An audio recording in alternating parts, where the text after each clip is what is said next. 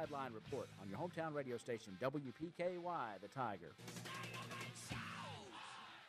And a very good Thursday morning to you. Welcome to the Sideline Report at 9:06. Good morning, Todd. Good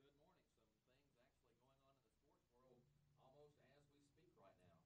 Yeah, we've got big news out of the LPGA as Emma Talley has teed off down at the, it's the Silk. It's the Pure Silk Bahamas LPGA Classic. It's just in the Bahamas. That's the thing that sticks out to me. No doubt about it. And nothing wrong with that. I bet the weather's, well, I mean, we can't complain about our weather too bad, but. Well, I'll take this after what we've seen, the last few weeks, but I would like for it to still be a little bit warmer, and, we keep getting closer to baseball season, so I want that weather to just keep getting warmer and better and better. Right. Emma's through 5 holes plus 1. That's pretty good. Not bad. They just started today. Of course, there's a lot of golf to be played, but I know that I did hear, I don't know who I was talking with, had sources that told me that I think Emma's caddy had a bad case of the flu. So I don't know who. I think that she was having to find somebody to caddy for. I don't know if it's the original caddy or if she had to find a sub caddy. I don't know. Well, one good thing for Emma this week is that she's got some familiarity with the people she's playing with. I think Mariah Stackhouse is one of them, and I know she was on the Curtis Cup team with her a few years back, and has probably played her in all kinds of those junior tournaments and whatever. Right. And I think Morgan Pressel is also in. She's probably familiar with her. I think Emma knows just about everybody. Right. But, that has to help when you go out there, and I don't usually sense many nerves from Emma when she plays, and if there is any, it's always good to have somebody there nearby, and usually Emma just kind of like a machine. She's just, playing and doing her thing. Right. And, Emma, if one thing that you can really just see is just there's an evenness there that whether, she hits a bad shot, she seems to just kind of take a deep breath and just keep on rolling with it and say, okay, I'll just play the next shot. Yeah, I think that's a golf thing. I think you almost have to be that way. Unfortunately, I'm not that way. I'm not either. But, you look at the courses that those women play on the LPGA, and I'm not sure I could break 100 on some of those. So when you see Emma being 1 over or whatever, that's just incredible what they all shoot. But, Emma's right there with them, too. That's exactly right. We wish her the best of luck. This is the opening. This is the first of LPGA event out of the gate. She's a new professional. Not new professional, but new to that tour, and it's exciting. Yeah, those are the best players. She's competing against the best there is to compete against. Yeah, and wish her well, and we will keep you posted. Definitely here during the show, and as we go through the day, and then of course there's 4 rounds to the LPGA tournaments usually, yes. And so it'll conclude on Sunday. They'll have a final round, so hopefully she'll make the cut. Let's hope so. That's where the money is. That's making right. the cut. Yeah, and so you'll make the cut, and that will be determined on Friday whether you get to play over the weekend. So, anyway, best of luck to Emma. Absolutely. And lots of basketball going on. As a matter of fact, I think University Heights Academy is about an hour and so away from playing up at the All-A state tournament in Richmond. Lyon County played in the girls' part of that tournament yesterday. Lost to Williamsburg, but still, that had to be a great experience going up there and playing at Eastern Kentucky University and just getting the chance to kind of showcase yourself. And I know they fell a little short, and like a lot of teams, Lyon County at times has trouble just putting the ball in the basket, but I think we've seen that from Caldwell County's girls some, and the guys for that matter too. So I just hit a little dry stretch. It was a 1-point game, I think, at one point in the third quarter before Williamsburg pulled out and ended up winning by about 16, but still great showing. You have that second region championship trophy you can show off, and like I said, that had to be a fun trip to Richmond for everybody. Sure, it's always great when you can represent your region in a tournament like that, a state tournament, and so congratulations to them on a great run. Yeah, obviously the shooting, I think from reports that I read, went a little cold for the Lady Lions, but great way to represent the region. And I think I saw they took about 3 pep buses up there. So that's great. They let school out so everyone could go support the Lady Lions, and that's a really big deal. And because of the involvement of the Lyon County girls in the All-A Classic State Tournament, tonight's schedule has changed a little bit. It was originally supposed to be a Caldwell County at Lyon County girls and boys varsity doubleheader, That's now just boys JV and varsity starting at 6, the varsity about 7:30. So we still have basketball tonight, just boys only instead of the doubleheader. Right, and that's down Lyon County. Everybody come on out. We'll be on hand to bring you that game, but it's always fun to fill the stands and see a good basketball game. Of course, our guys coming off a last-second red three, yeah. That got them down at Trigg County Tuesday night, but you got to give the kid credit that made the three-point shot. There was a timeout right before that. Trigg drew up a play, and they executed. Don't know if it was the exact play. There was a little bit of passing and. You wonder about having to take a three in a tie ball game, but right. The kid got an open look and he knocked it down, so you can't complain about it. Yeah. But talking to Coach Daniel Cookie Hicko after the game, he said the Tiger game plan coming out of that timeout was to foul, was to let them use some of the clock, and before they could get into a set play to foul, maybe only leave them 4 or 5 seconds and have to re-inbound the ball because the Tigers had a foul to give. Right. They only had five fouls in the second half, so they could have fouled them and it would just have been out of bounds. And that might have disrupted that final play a little bit, but things happen. You get on the court, the action's fast and furious, and sometimes the best game plans kind of go awry. Right, that's exactly right. And of course, our girls winners down at Trigg the other night as well. That was Trigg County. I think had 30-some turnovers in that game. 36. Yeah. And I mean that's. And then Peyton Young. I remember that she went through a stretch there that she was knocking down threes and had a huge third quarter from what I remember. She had 4 3-pointers in the third quarter alone, 5 on the night, 19 points. Yeah, it's a pretty big deal to get those shots, especially when the other team is packing in a 2-3 zone, and that's what Trigg did. I mean, they were just daring you to take that 3-point shot. When you could step out there and knock that down, that really kind of takes that away. There. Yeah. Yeah. So Darren Boyd for the boys, we go back to him. He had a nice game, 24 points, and we were without Jameer Riley and John Davis, who if those guys were in the game, not that it could have made a difference because they provide a lot of offense for the Tigers. I think it made a difference as far as the stamina. I think the Tigers probably wore down in the second half, but I thought a lot of the night they played pretty well. They had a 15-point lead in the third quarter. Trigg went to a full-court press, and it gave the Tigers some problems. Yeah. But, again, that speeds the game up, and when you're shorthanded anyway on the bench, I think the Tigers only had 4 guys sitting over there that were eligible to play. There's really not anywhere you can go or anything you can do. And, I really thought the way the night started that Darian Boyd was going to be in for an even bigger night. I think he had 11 points and 5 or 6 rebounds in the first quarter. And without having 2 starters, I thought, well, this is going to be a night where he has to take over the offense. And he had 41 points in the game earlier this season, so I thought, hey, maybe we're going to see another one of those nights. But I think he became the focus of the Trigg County defense. And, again, Trigg County went to that full-court press and sped up the Tigers, turned them over quite a bit. And a lot of those turnovers directly led to buckets at the other end. And that was the key thing to me was I don't have the exact points off of turnovers, but that seemed like it was a really big deal there in the second half when Trigg was making its comeback. And if I remember, it was either an 18-1 or 18-2 run that Trigg went on after putting that press on in the third quarter, and that kind of swung the momentum in that basketball game toward Trigg County's side. Of course, give the Tigers some credit. Sometimes you get in that situation and you can get flustered and get run out of the game. The Tigers actually settled down, had the lead late, 48-47. Trigg tied it at 48, and then Caldwell missed a free throw. Trigg got the ball back. I think ran the clock down to about 14 seconds. Call timeout. Set up the last play. Kid nails the three-pointer from the corner, and Trigg County ended up winning at 51-48. Wow, yeah, it was it was a great game to watch, fun game to watch. I thought our younger guys that started that game that don't get to start in Jameer's and John's absence, I thought they did a fantastic job too. And I thought Coach Kukiko, yes, I mean that press there really kind of got us, and maybe the stamina. But I thought as far as the overall play, I thought it was pretty good, and it's going to be interesting to see. As we move forward, through the season, maybe some of those guys get a little bit more play. But it was fun game to watch down there, and it's always great to go to Trigg County and participate in that rivalry.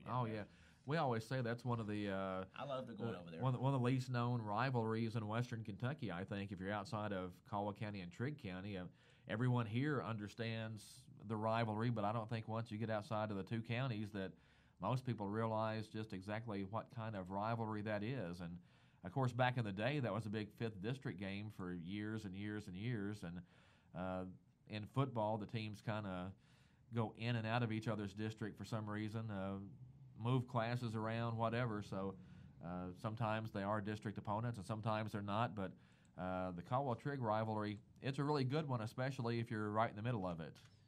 Oh, there's no doubt about it. And I tell you, so many memories from over there at that gym. You're kind of in a pit, but I remember some really great, there's been some really great district and regional games played over there. And it's just a classic old gym that's kind of sunk down into the ground. Oh, and the old school. The old school. When the heater's running in there, it gets hot. I mean, when the place is packed, and then it's loud. So you can really, I think it's a good place to watch a basketball game from because wherever you're sitting in there, it's just a really good place to view the game. And of course, the Trigg County gym holds a special place in my heart because I actually scored 2 points in that gym on the middle school basketball team. So and I mean, that's classic. And you did it. So that was 2. I have 2. That was 2 points. So yeah, I mean, if you would have shot one free throw, that would have been cool. Oh yeah, I think I shot about 10 shots to get those 2 points, but we were up a bunch. I got to play a lot. It was fun that night. Oh yeah, and like I said, you get down in there and you just remember so many great memories of games that you've either participated in with 2 points. and our middle school team was tough.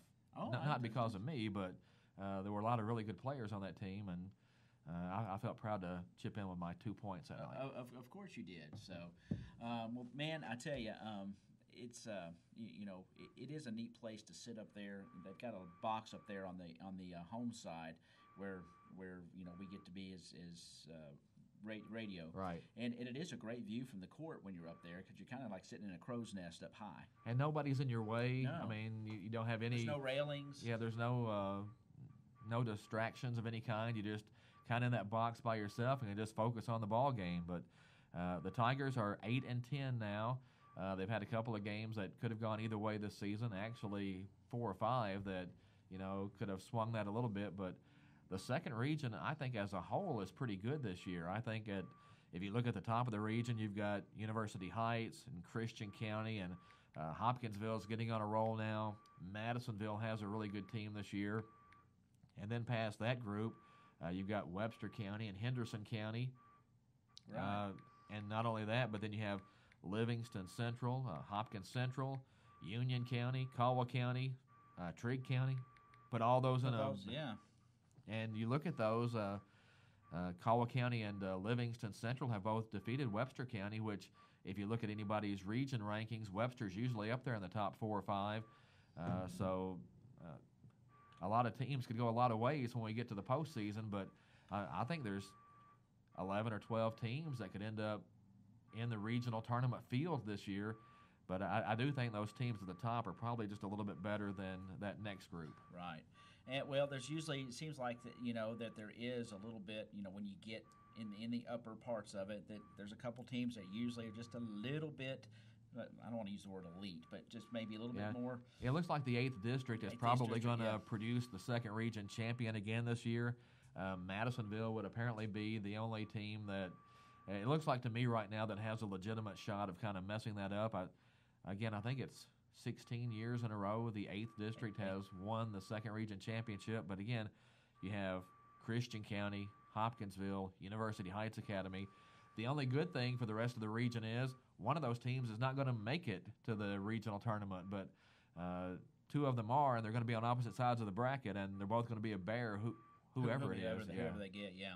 Well, we're experimenting with something today a little bit, Tiger Text. So I know Todd and I have fielded some texts. I know we did a phone call last week. Oh, yeah, those were great. But yeah, they were. But got a new little thing here. If you got a question or comment, you want to text us here at the Tigers, just text us at 270-963-9038 on Tiger Text. 270-963-9038. Got a new little thing I'm experimenting with, so we'll try to work with that. If you have a question or want to make a comment about anything we're talking about this morning, might not get to all of them, or if you've got a few things you want to say, 963-9038. Put the 270-963-9038 and text us here at WPKY The Tiger. We're going to take a quick break, and we'll come back here in just a second at 20 minutes past the hour. We're talking sports here in your hometown radio station, WPKY The Tiger. It is the Sideline Report, and Todd Griffin in studio at 9:20. Back in a moment on The Tiger. Here's a reminder from your Princeton Electric Plant Board. Meter tampering is dangerous. Tampering with an electric meter is not only dangerous, it is dishonest and against the law. Stealing electricity by tampering with an electric meter may result in your arrest and can even risk your life. Tampering with meters results in increased utility bills that everyone has to pay. If you see anyone tampering with an electric meter, call the Princeton Electric Plant Board right away at 270-365-2031. Princeton Electric Plant Board, Princeton's #1 energy source. Tri-Hughes in Princeton would like to give a big shout out to one of our own, Jeff McDowell. Jeff has given Tri-Hughes 34 years as one of our top service technicians, and General Motors thinks so also, as they selected Jeff in the top 20 service technicians out of over 7,000 in the Southeast region. We are so proud of you, Jeff. The extra time and dedication it takes to achieve this honor speaks volumes about him. Tri-Hughes Incorporated offers top-notch service on all your GM and Chrysler vehicles by certified technicians Monday through Friday, 6:30 a.m. to 3:30 p.m. Call 270-365-5522 for your appointment today. Tri-Hughes Incorporated, Highway 91 North in Princeton. And we are back here on the Sideline Report here at your hometown radio station, WPKY The Tiger. Todd Griffin and Ty Englebright in studio. And we've been talking about it for the most of the week. I know some people have heard, but we're going to actually talk about our top 5 favorite comedies. So yes, the much anticipated, long awaited reveal of our top 5. And I had the hardest time with this. I had an easy time with the first 2. The next 3 after that, it was difficult. I didn't know where to rank in it, really anything. But I said I wasn't going to put a tie, but I did put a tie in there. I could have had 20 on here and still felt good about it, but I feel pretty good about my list. I mean, there are a lot of classics on here. Oh yeah, there are. Okay, well, who wants to begin? You began last week, didn't you? Yeah, so I think you have to go first. I got to go first. Okay, my number 5. And man, and like I said, it was so tough. But I said I wasn't going to put a tie, but I did. I've got History of the World by Mel. It's a Mel Brooks movie. Oh yeah. And Stripes. Wow, that's pretty good. That's at number 5. I thought of both of those. You know, they would have been, if I could have done a top 20, they would have been on there someplace. Yeah, but they're probably in my top 5. They're kind of go-tos for me from time to time. If I'm feeling sad and need a laugh, that's definitely. I think I quote History of the World Part 1 often. Oh, I do too. Waiting for the sequel. Yeah. He doesn't do that, does he? No, you get teased with it at the end of the movie, but you never get it. What's going on? Okay, my number 5 is Monty Python and the Holy Grail. I knew you would have some Monty Python on there. How can you have a top 5 funniest movies and agree. not have John Cleese and Eric Idle on there someplace? Yeah, but again, a true classic. It's one of those movies that you either love it or you hate it. It's kind of quirky. The British humor. And again, if there's a movie, you have to have it on there because you quote it all the time. I go around. Just blood and flesh wound. Yeah. That's my favorite. Yeah, absolutely. There's just so many, and nobody else will get any of them if I try to mention them. So, but Monty Python and the Holy Grail at number 5. My papaw used to, be like a rough shop carpenter outside, on a Saturday afternoon, and he'd have a saw out, and then all of a sudden, bang, and there'd be blood flying everywhere. And it's just a flesh wound. That's what it reminds me. And it's so irreverent. I mean, it's just, it's funny. That's a good one. It is. It is classic. Number 4 for me is a movie. I don't know if you had called The Hollywood Nights. Oh well, I don't know if I know that one. I don't. A lot of people don't. Came out late 70s, early 80s. Is about a guy named Newbomb Turk. They had a car club back in the 50s. Tony Danza's in that movie. Also, Michelle Pfeiffer made a debut in that movie. A guy named Stuart Pankin that did some comedy stuff is in that movie. Wow. It's about a car club on Halloween night in the late 50s, early 60s. And it's got some crazy bits. Fran Drescher's in that movie. Now you've got me on this one. I'll have to check that one out. It's called The Hollywood Nights, and it's zany and crazy. But I remember watching it. used to be on HBO quite a bit, and it was yeah. I need. Hey, Bruce. Bruce is. McAllister's texted me and did a line from there. Try our new Tiger text at 963-9038, 270-963-9038. Use that one. We're experimenting with Tiger text today, and would love to hear from you if you have if you have one that you like or you are relating to our movies. Then text us and let us know. Go ahead, Todd. Okay, my number 4, again, a movie that is quoted often, especially on the golf course, is Caddyshack. Yep. I've never played a round of golf where that movie wasn't referenced at least once, and usually about 100 times. Yeah, I mean it's on my list, and I'll tell you where. How many times have you heard "Your Honor, Your Honor"? Yeah, that it's every time. Yeah, or it's in the hole. It's in the hole. Yeah, there's no gambling at Bushwood, and I never slice. I never slice. No. Yeah, I mean we can quote it. I mean if you. Go ahead, but yeah, that's a great one. That one's on my list, and I won't tell you where yet. Okay. My number 3 is the Blues Brothers.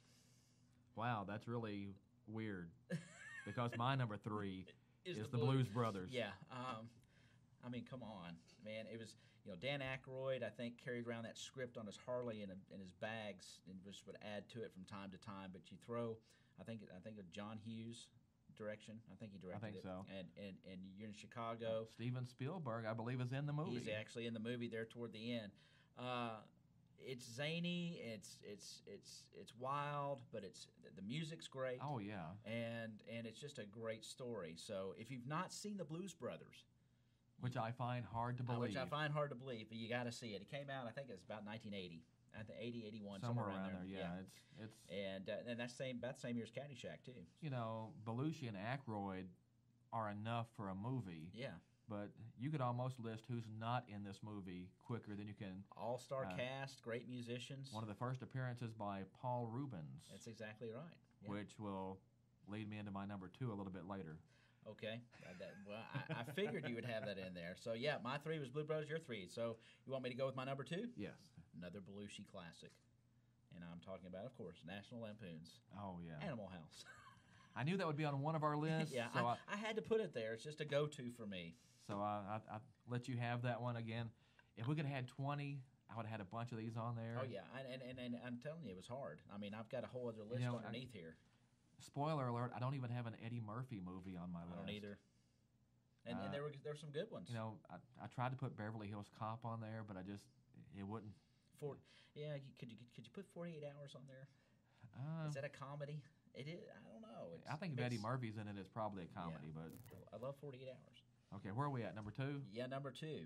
Okay, my number 2 is Pee-wee's Big Adventure.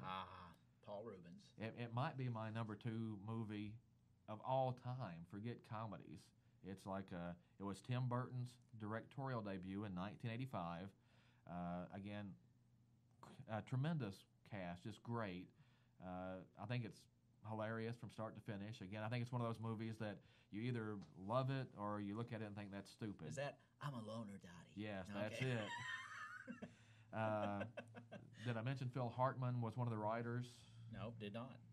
The late, great Phil Hartman. Yeah. Man, that guy was so funny. I think great comedic mind. I think he had a big part of the movie and how funny it was, and there were so many of those Saturday Night Live performers that made it, and again, so many cameos, but the movie only fails in one aspect, and that's the whole there's no basement at the Alamo. I think there actually is a basement at the Alamo. I remember you saying about that.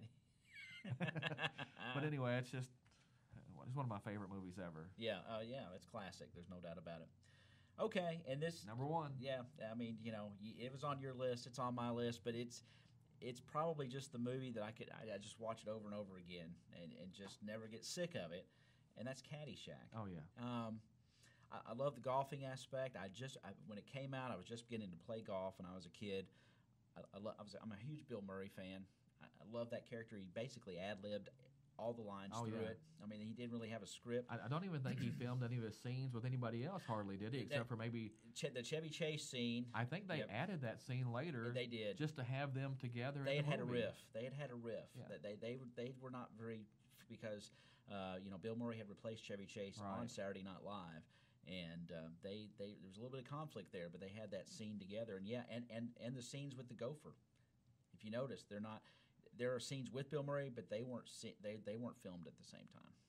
All that Gopher stuff was put in there after that. Yeah, I think it was added late. Yep. The story originally took an entirely different twist. I think the whole Gopher scenes kind of tie the movie together now. Exactly. Now, and of course, you got to mention Harold Ramis here, Oh, yeah. because he was behind.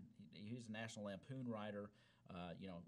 He later collaborated with Bill Murray in Stripes and several other movies, and of course, he was big in writing Animal House. Oh, yeah. And Harold Ramis ties run through several of these comedies that we've mentioned. So.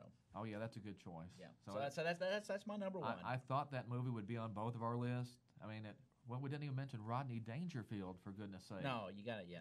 Get no respect. I mean, one of the funniest guys ever. Yeah, and I was reading when I was doing I was doing research for my list.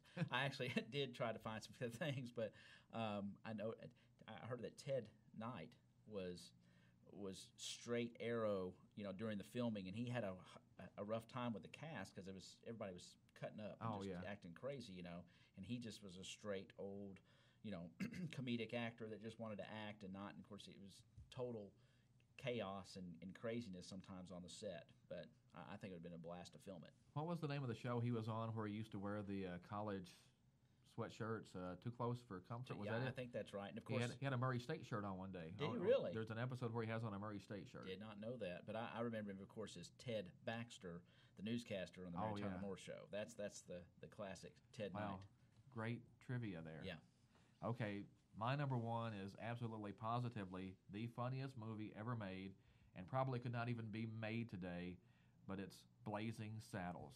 Classic. That was close to being on my list as well. Like I said, when I started my list, I had 1 and 2. I knew what they were. I had to fill it out, but can't go wrong with that one. And Mel Brooks. I mean, it could have been Brooks. Spaceballs. It could have been Young Frankenstein. It could have been History of the World Part 1. Mm-hmm. All of those were great. He was on fire there for a little while. He really was, and he's still alive. And and I think recently, or a couple years ago, a few folks from down here went down to the Schimmelhorn. They did a screening of Blazing Saddles, and Mel Brooks was there on site, and they talked about it. Oh, wow. Yeah. Later, and they had a question and answer session about it. So that is a. But like you said, boy, that I don't know if you could film that today. I don't think you could, not without a lot of protests. Yeah, it had some. But really, it's so funny. I mean, and it's all in good fun. To me, it's all in good fun. The funniest people are the ones who make fun of everything. Don't make fun of one side or this side or one group or that. Just if you're going to make fun and be fun, then everybody is open. I mean, just whatever it is, make fun of everybody. And not to get controversial, Mel Brooks is Jewish, and he poked a lot of fun with his, with that. I mean, he had a good time with it. But life, especially as in recent days, you see how fragile it is, and sometimes we need to be lighthearted and take advantage of those times when we can. Not take everything so seriously. Yeah. I mean, and so these folks remind us that it's okay to do that from time to time. But this is another movie that I quote often, and if you just need a laugh, I mean, first of all, Gene Wilder. Is there anything the guy wasn't brilliant in? I mean, no, there's not. I still watch Willy Wonka to this day, the old Willy Wonka, and just I love it. I mean, it's just hilarious, and I think Richard Pryor was one of the writers for Blazing Saddles. And there was one that I should have put on my list, and that's Stir Crazy. Oh, yeah. With Richard Pryor and Gene Wilder. I mean, my gosh. I don't have any Eddie Murphy on my list. No Richard Pryor. What kind of list is this? I know. Again, there could have been 20 movies, and we still would have left something out. Oh, yeah, and it's hard when you cut it to 5. Somebody has chimed in here. I don't have it marked on my new texting app, but it says Noonan. 963-9038, 270-963-9038 if you want to comment or text or just pop us your favorite. We're taking them here at WPKY The Tiger. Todd and I taking our top 5. I think those were good lists. Favorite comedies. They're not bad lists. I mean, mine's pretty generic, but the Hollywood Nights did kind of stump you. And if you have not seen, I haven't. It's hard seen to find. It's hard to find. Anyway, New Year's Eve, as a matter of fact, I was watching one of the HD channels you can get with the digital antenna. Yeah. I guess it was out of Channel 6. I don't know. And they were actually airing it. Really? Yeah. It was the version that The edited version. Yeah, the edited version. But it was still fun. It's still funny. I mean, even if it's edited. I mean, yeah, there's some language in there, as most movies these days have. But it's all in good fun. But that was fun. Yeah. So absolutely. I don't know what we'll do next week, but we're come going to up with take. something. That's right. We're going to take a break here at 9:35. Text us with your comments. Anything that you just want to say hello to us. It's Tiger Text 96390. Kentucky and Clarksville, Tennessee. Since first opening their doors, Planters Bank has made a name for itself as an energetic player in the financial services market. Stop by and talk to the friendly folks at Planters and find out about the You Choose Rewards program. Planters Bank, member FDIC, and equal housing lender. This is Gail Cherry. I'm a board member for Community Medical Clinic located at 310 Hawthorne Street in Princeton. Community Medical Clinic's goal is to provide access to excellent health care services that are both convenient and affordable in our local community. Community Medical Clinic is taking new patients every day, and walk-ins are welcome.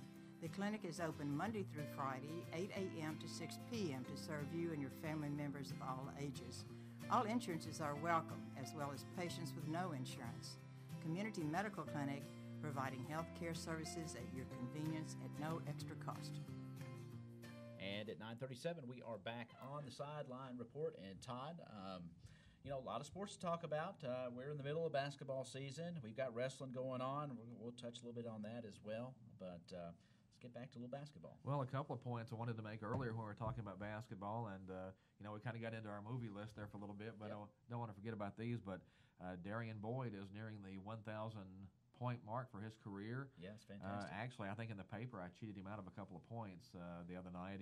He is now at 924 points. I went back and double-checked all that yesterday, so I think I had him with 918 in the paper. So We were pretty close. Yeah, it was close. It was his ballpark figure, I guess. But Right. the way he's going at 21.8 points a game this season, he figures to cover those final 76 points pretty quick. He has 393 points this season, according to the Tiger stats. Went into the year at 531, so he's getting to 1,000 points, pretty quickly. He played 51 games going into this season, and what have we played this year? 18. So that's 69 games. So he's getting there pretty quick. Yeah, he is.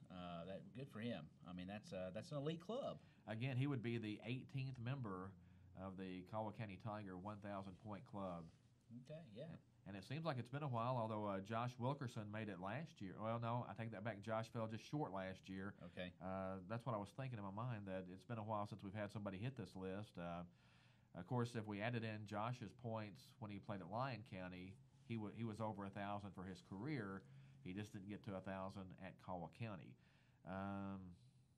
Number 17 on the scoring list is Trent Asher at 1,030. So that's where Darian needs to get to start moving up the list. Some of you may have heard of this guy at number 16, Elijah Sindelar, which is really interesting because I think he only played a couple of seasons, maybe some as an 8th grader and maybe his freshman and junior years. I think he sat out as a sophomore. Okay. One of those years he did. Still got his 1,000. So 1,089 points. Wow. Really, at Darian's scoring clip, he keeps scoring 20 points a game. He could end up in the top 5 or 6, if not higher, on the list. Those top couple of guys, though, are out there. Matt Fralick's tops the list at 2,941 points. Wow. Michael Fralick's is next at 2,896. Mike Gray scored 2,406 points. Those are the only 3 guys Caldwell's had that's topped the 2,000-point club, which is really exclusive company. Yeah, that is. And Mike Gray was our era. Yeah. He graduated with you, I do believe. No, a year behind me. You're behind you. But Okay. I had to play him all the time in Little League. And there you go, back growing to your up, 2 so, yeah. points. He's why you only got your 2 points. That's why I had in 2 scrimmage, points. Yeah. Hey, somebody mentioned Silver Streak with Gene Wilder and Richard Pryor. Yeah. So we took that text. So yeah. Again, this list could go forever. I know. And if you look on the internet, you can find just all kinds of top 100 comedies of all time or top 50 or whatever. And there's just great movie after great movie. There are. And making a list is tough anyway. It is. It's just like how tough it is to, and what a feat it is for for basketball, those 1,000 points. I mean, that's Darren Boyd on his way, and wish him luck. And maybe he's got a shot. I don't know. I don't know how many games we have left, but I mean he needs about 4 more games at his current scoring clip to get there. So we should hit it. Yeah, we've got about 3.5 weeks left in the regular season. So and those count, of course. Those total all through the postseason as well. So he'll get there this year. So he's probably looking at over 500 points this year. If he keeps up 20 points a game, that's over 500 next year. So doing the math, that's 1,600 points if nothing happens. So that'll put you pretty high on that list. Yeah, you never know. And another point, the Lady Tigers 11-6 this season after getting their big win over at Trigg County the other night. I think they're about 4 wins away from another winning season. They were 17-11 last year, so that's pretty good back-to-back if you can get to that. And again, we talked about going into the year how young the team was, and still, I think we forget sometimes when you look out there and you think, well, they struggle at times to score or just generally struggle sometimes and then look really good other times. They're really young. It's mostly freshmen and sophomores. Right. So I think that's part of the reason that inconsistency. But again, at 11-6, we wondered going into the season if they would win 8 or 9 games, and here they already have 11 wins. And when you look at the schedule coming up, I think they've got 7 or 8 games left in the regular season. A lot of those are very winnable if they play well. Yeah. If things really fall right, they can make a run at a 20-win season. But I think another 4 or 5 wins would guarantee at least a winning record this season for them, and to me, that'd be a pretty strong year with such a young team. I think so, and they've had pretty streaks there where you think, man, they're spunky. I mean, they always go out and they play physical. I like that kind of play, and the effort is never a problem. No. It's just sometimes the execution kind of leaves something to be desired. And then the numbers you see again, you think, well, how are we going to do it? I was looking the other night at Trigg County. There's a lot more ladies over there than with our team. Yeah, I think we had 4 people on the bench in the girls' game, so a little short-handed all the way around over at Trigg County the other night. So it's amazing. It really is. But what a great year. And just to reiterate, the Tigers will play at Lyon County tonight. That's boys only. It's a JV varsity twin bill. Originally, it was supposed to be girls and boys varsity, but Lyon County's girls coming back from the All-A Classic. They won't be playing tonight. So that's just boys. I do think Lyon County is going to have their homecoming on schedule Friday night. That was a boys game first and then a girls game later and homecoming in between against Dawson Springs. That's Friday night? I think that's still on. Okay. And then Caldwell County's girls will have a home game Saturday night hosting Crittenden County at the Cab Gym. So that's the next matchup for the Lady Tigers. Right. Got something on Tiger text here to plug the Tiger Baseball First Pitch Banquet coming up Saturday. All right. And we'll talk about that. Guest speakers, Caldwell County, former Caldwell County baseball player and coach Luther Bramblett. Oh, that's great. And, several former Tiger coaches are going to be there. Tickets $20 a piece, includes a pork tenderloin supper. Auction will follow. And, of course, it's a fundraiser for our Caldwell County Tiger baseball team. That's this Saturday at 6 o'clock. That's out at the high school cafeteria. I know last year's was a lot of fun. A great meal. The baseball team acted as servers. Yeah. And did a great job. And then they had the auction afterward and raised a whole lot of money. And who was the guy that came in? That was Drew Harrington. Drew came in last year, and then they had somebody that they had the.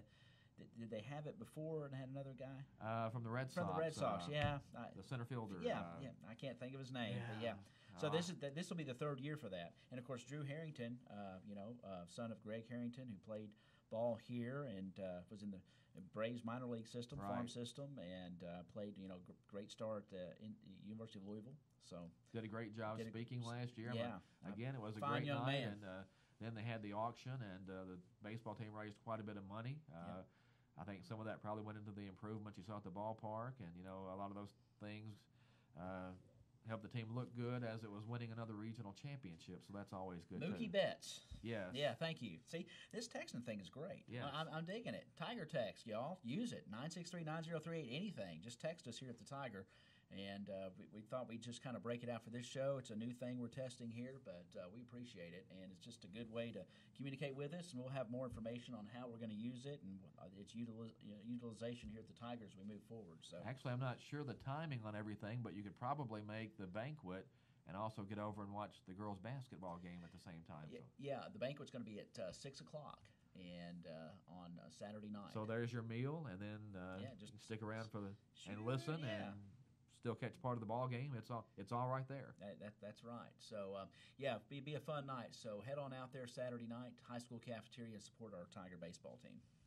So lots going on in the sports world again, and our schedule has gotten off just a little bit because with the snow and everything. That, and then the All-A Classic kind of throws things off. I'm not really sure if Caldwell County and Lyon County can reschedule that girls game. When you look at the girls' schedule, it's already pretty packed in tight anyway, where they were trying to make up some district games that were missed earlier. So I hope that they can fix that in there someplace, because you hate to miss the Caldwell Lyon game, because they're so, such big long-time rivals, but sometimes you just run out of time and can't get everything played. That's right, but it is tough, especially you miss a week of school because of the weather, then you have the All-A and stuff thrown in there. Yeah, you got to squeeze schedules and try to find makeup dates and those kind of things. So. Well, that was one thing I think that every team in the Second Region All-A Classic battled, was that they hadn't been in the gym. Right. Right. You'd hear teams, and it had been a week since anybody had played, and some of them hadn't been in the gym but maybe once or twice to even prepare for their games in the All-A Classic. So I think that hurt teams a little bit. Of course, it was a tough Saturday for the Caldwell County basketball programs. The guys lost to Livingston Central in the semifinals, and that was a game the Tigers thought they could win. The girls lost to University Heights out here in the semifinals, and I know that was a game they thought they could win. I think the Lady Tigers thought they could win the entire tournament. And that just happens. It was an exciting game. Lady Tigers were down 12 in the third quarter, came back, got that game to overtime, had a chance to win it, but things fell just short. happened. They fell short. But what great, and we've got a great rest of the season, and like I said, more games coming up, and maybe we'll make a run in the district, and who knows? Well, next week is going to be a big week. I don't have the schedule in front of me, but I think it's Hopkins Central doubleheader on Tuesday, and then Madisonville on Friday, or the other way around, one of those. I know it's a pair of district games coming up, and the 7th District, especially for the girls, is so wide open this year that those regular season games and the seedings are going to be so important. And then for the guys, it's just going to be, can anybody take on Madisonville, which appears to be, the major favorite right now, I guess, in the 7th District. Yeah, Tuesday's Hopkins County Central. That's here on the 30th. Yep. And that's a doubleheader. That's a doubleheader. Yeah. And then I believe the Madisonville date is over there Friday, and that's another doubleheader. Doubleheader. And then the teams still have to make up a missed doubleheader at Hopkins County Central. So right. So we're going to end up with a lot of basketball games in a very short time, and we're going to have a couple of situations where we have one team playing one place and the other team playing someplace else. So it gets a little confusing. It gets confusing, and just bear with us because we're going to try to do as many as we can. Sometimes it, at least for our broadcast schedule, it can't work out. It's hard for us, but trust this that if we can do it and try to get these things managed, we will. Like I said, it seems weird, but after this week, we're only 3 weeks away from the district tournament, and things are going to hit fast, and then right into baseball and softball and spring sports. And again, hopefully the weather is going to be with us, and we can get a lot of games in. And I really expect that baseball season to be a whole lot of fun. I think the Tigers are. It's a rare situation. I think the Tigers are clearly the number 1 seed or the number 1 team in the preseason picks in the region. And I'm not sure if that's ever been the case before. I think if you looked at the last 2 years, the Tigers were certainly in the mix, but I don't see how anybody could look at the teams coming back in the region this year and not have Caldwell County as your number 1. Now, there are some teams right on their heels. Christian County is going to be pretty good, I think. There'll be some other teams. Henderson's probably going to be pretty good at the end. But I think right now, 2-time defending region champs that Caldwell County is the team to beat, the team you have to go through to win the region this year. Right. And the softball team is young, as we mentioned. Getting better, though, and had a good year last year. They did, yeah. And I know a lot of those players, they play year-round. They play every tournament and different on travel teams and that kind of thing. A lot of those girls play travel ball, and by the time the spring gets around here in the season, they're pretty sharp and ready to go. And if you want to know just how good the 7th District was last year, Madisonville North Hopkins won the state championship. Right. The state championship. Right. So that's how good. Exactly right. And you hope at some point a lot of those kids graduate and maybe they come back to the pack where everybody can play with them a little bit. But they were flat loaded. And we had them on. We played them a great game out here. Had a chance to beat them. Had the lead in the last inning. In the last inning, yeah. I was at that game, and man, I mean, we played them tough that day. They found a way to dig it out. They just hit the ball so well. So many mashers on that team where they just up and down the lineup where they could put the ball out of the park. Mashers, that's the way that's a good way to describe it, because that's what happened there. I wasn't sure they could win the state tournament, talking about Madisonville, because in the past they had all these great hitters, but the pitching didn't quite hold up when they got to state and played all those good teams. But this last year it did, and they were able to get that done and bring the state championship back to this end of the state. Right, and I forget that one really good pitcher that they had, but I mean, she pitched against us that day, and we hit her pretty well, and it was their best pitcher. But anyway, man, looking forward to it. It's going to be a fun spring sports season as well, but we've still got more to play, as we head in these winter months and head toward. But I'm looking so forward to the warmer weather and the spring sports. Oh, absolutely. And we don't want to forget our wrestlers. No. As we mentioned earlier, how weird is that? 2 different tournaments, and Caldwell County came up with most outstanding wrestlers in both of those. That 2 has Dylans. That has to be a little rare. Yeah, you're in the paper yesterday. 2 Dylans, Dylan Gray and Dylan Walls, 2 outstanding wrestlers, and our mat men keep doing it, and it's a great program. And have for a long time. And have for a long time. It's a great tradition here in Caldwell County. And the coaches do a great job with these young men, and they keep rolling. And just hope a lot of those middle school kids stay with it, because that group could be really good in a few years on the high school level. Yeah, they had a very good tournament as well, and I think 7 of them qualified for middle school state. I think that's right. And there were 3 regional champions. Yeah. And then Dylan Gray won his class and was named the most outstanding wrestler at the Callaway County Invitational over the weekend. So, right. Pretty big deal. Very big deal. And, we just wish those guys luck and continued success as they head, because coming up in February, they'll be going to state. Yeah, I think the regional tournament this year is at Ohio County. Yeah, I think that's right. Yeah, that'll be a trip, but that's either they got Fort Knox this weekend. Yes. The high school wrestlers, and that's always a great. I've been up to that, and that's a big event and a fun event. I mean, they roll out the red carpet up there at Fort Knox. I mean, it's packed in there and a lot of fun. I want to say the regional tournament is February 10th. Is that a Saturday? I think it is. Yeah, I don't have a schedule here in front of me, but I think that's February 10th. Yes. I think that is a Saturday. I That's believe correct. that's I believe the that's regional it. tournament. I believe that's it. Yep. I've actually been to a regional tournament at Ohio County, so it'd be a return trip. Yes, I don't think I've been to a regional up there, but I've been to a tournament up there, and it's a long trip. I mean, say long, it's an hour up there, maybe a little bit more. Yeah, for whatever reason, we associate the trips up the Parkway or the interstate now as a long trip, but really, it's not any farther to go to Ohio County than to go to Murray and Callaway County. That's exactly right. It just seems like you're going somewhere else. And it's an easier trip than, say, going to Union County. Yes, yes, that's right. Well, good luck to those guys that get down on the mat, and wish them lots of success moving forward. And if we can bounce back to basketball a little bit, Big Blue Nation breathing a little bit easier today after the win over Mississippi State the other night. The Cats are 15-5. I think they should probably still be in the top 25. I thought that was a little over the top, dropping them out of the top 25, but not saying they should be ranked in the top 10 or anything, but I still think they probably deserve to be in there at the bottom someplace. But we're going to find out exactly where they're headed Saturday night when they go to West Virginia. That's a tough place to play. I think West Virginia is ranked in the top 10. Yeah, they are. So Kentucky has no top 25 wins this season. How rare is that? I mean, that's a rare thing.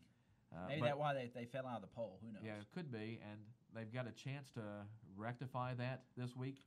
This could actually vault them back into the polls, and Maybe after the win over Mississippi State, if they could get that win at West Virginia, they could go flying back into the top 25 and maybe help later on when the seeding process starts for the NCAA tournament to move up a little bit on those lines and have a better seed. But those back-to-back losses, especially the loss at South Carolina in a game that they had in hand and let get away.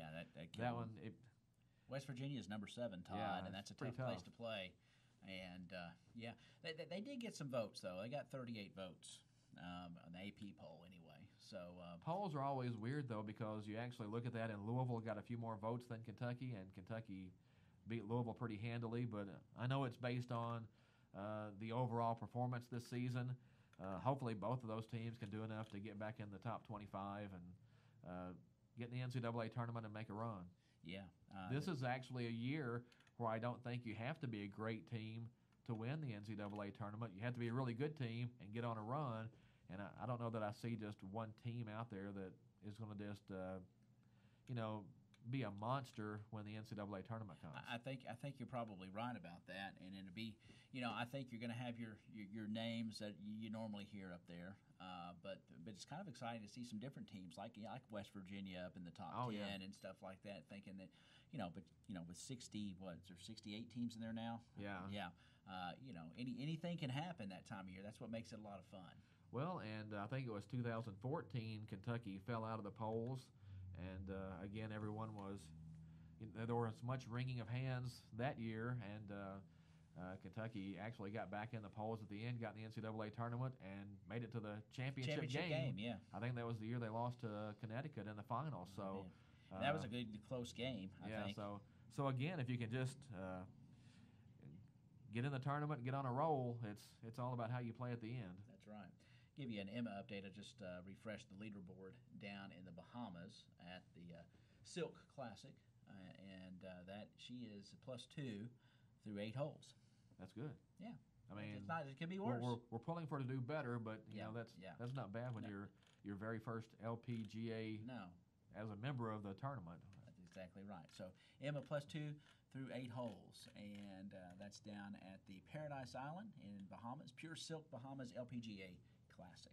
So, and one more thing before we finish off today. Which way are you going on the Super Bowl? We're finally down to 2 teams. It's Patriots and Eagles. I got to pull for the Eagles. I'm more than Patriot fatigued. I mean, hats off to them. I mean, absolutely. hats off. You got to give it. Tom Brady, great quarterback, heck of a competitor. Belichick, all the things they do, but I don't want them. Got to go. And I'm more of an NFC guy than I'm an AFC guy anyway.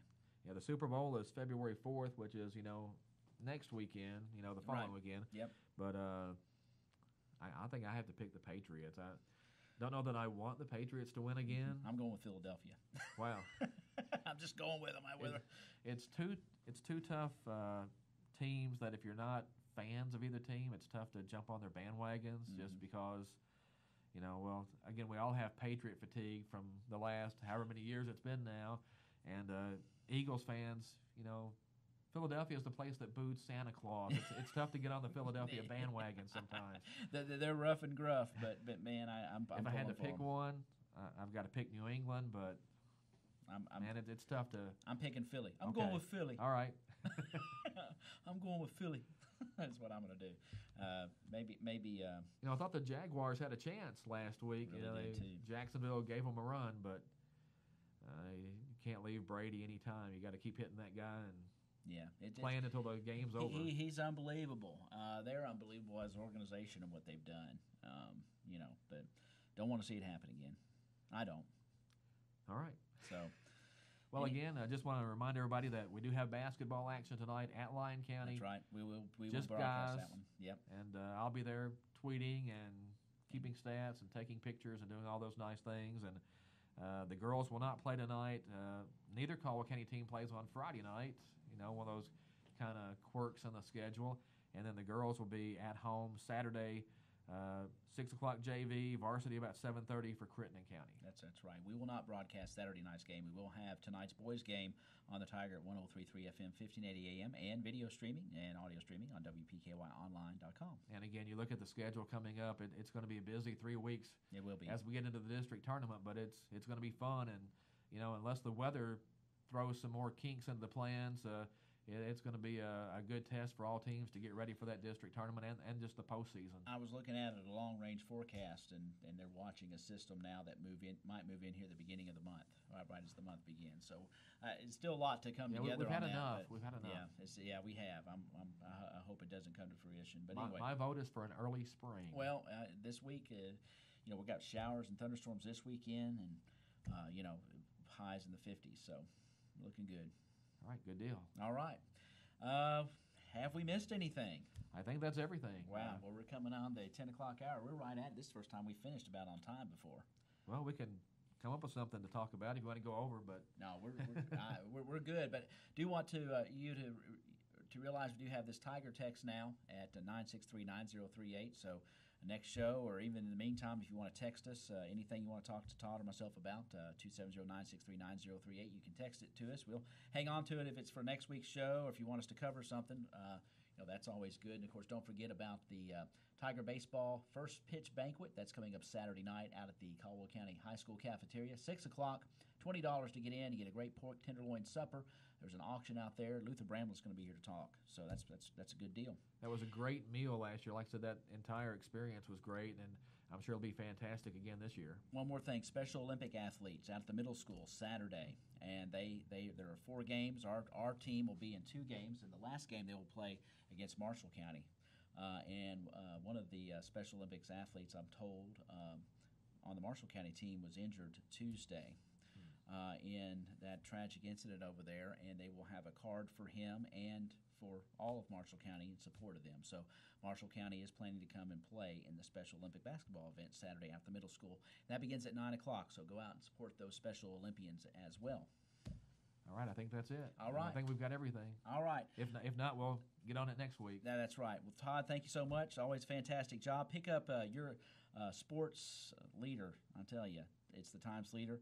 Todd Griffin does a great job. Check out Wednesday's edition. He's got some basketball and some wrestling news in there. And, of course, he'll have an edition coming out Saturday. And every Wednesday and Saturday, it's the Times Leader. Check it out. Great job by him and the Times Leader in general, keeping you up to date on news here, print-wise in Caldwell County. So do pick it up. It's been a lot of fun again. Yep, and don't forget Todd Griffin, at Todd Griffin 100, or is it the other way around? It's at Todd Griffin 100 on Twitter. On Twitter. So. And that's where all the updates are, and I try to keep that as as current as I can.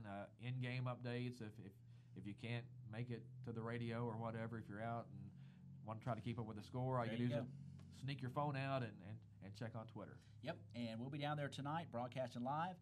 Be on the air shortly before 7:30 with that as the boys take on the Lyon County Lions down at Lyon County, and check it out online at WPKYonline.com. That's going to wrap up the Sideline Report for this week. Remember to text us at 270-TIGER text 963-9038. 10:03 for Todd Griffin, Ty Engelbright, bidding you adieu for this Tuesday. Join us this Thursday. Join us next Thursday at 9:03 for the Sideline Report, brought to you by the Times Leader here in your hometown radio station, WPKY, the Tiger. Y'all have a wonderful day, and we'll see you at the ball game later on tonight. Have a good day, everybody. Thanks for listening to the Sideline Report, brought to you by the Times Leader, Todd Griffin, in studio to get us up to date on everything Caldwell County sports. So be sure to tune in at 9.